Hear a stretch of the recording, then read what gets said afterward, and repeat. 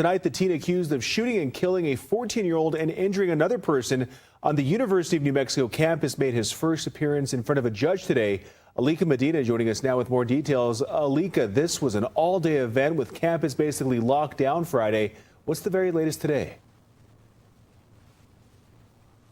Well, Zach, the scene here at UNM campus looks completely different than what it did 24 hours ago. Tonight, we're learning the suspected shooter, 18-year-old John Fuentes, will stay behind bars until his next court appearance.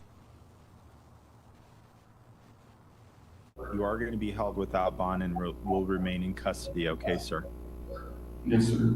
18-year-old John Fuentes made his first court appearance Saturday morning, one day after he's accused of shooting and killing a 14-year-old and injuring a 19-year-old. Investigators say early Friday morning, UNM police responded to an alarm going off at Mesa Vista Hall. When they got there, they found multiple broken windows and blood. About an hour later, UNM Hospital reported a 19-year-old male had arrived with a gunshot wound, and he stated that he had been shot on campus. Soon after, campus police say they found a 14-year-old dead with a gunshot wound inside the Casa del Rio dorms. New Mexico State Police took over the investigation. Our initial investigation has determined that this incident involved 4 individuals who were hanging out in a dorm room in the Casas del Rio complex.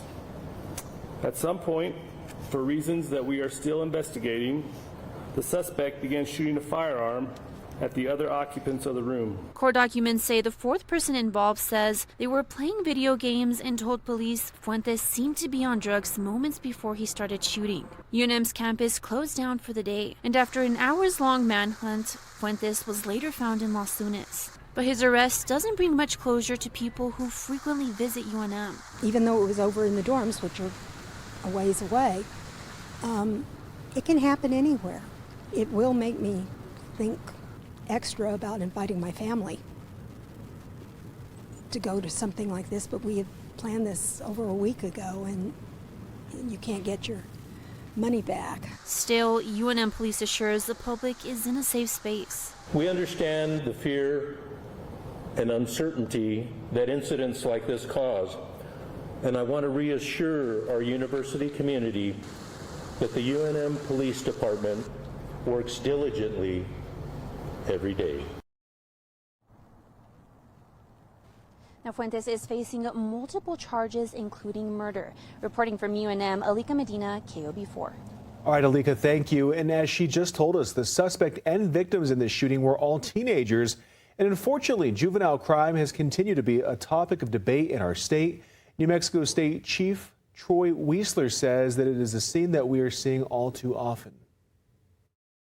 It's something that we are working to address, but I do think that we could use some additional tools to address that, and that's something that we have been pursuing and will continue to pursue at the legislature. And in the meantime, we will do the best that we can. Just last week, Weisler joined District Attorney Sam Bregman and other law enforcement departments to address that very issue. Bregman believes changing our state's children's code is part of the answer, arguing that harsher punishments are needed so juveniles can learn from their mistakes. But during this year's legislative session, no bills addressing juvenile crime passed. That includes ones that called for harsher punishments and others that sought treatment and support. We have more coverage of the UNM shooting online. You can find statements from lawmakers and the message to the community from UNM's president right now on KOB.com.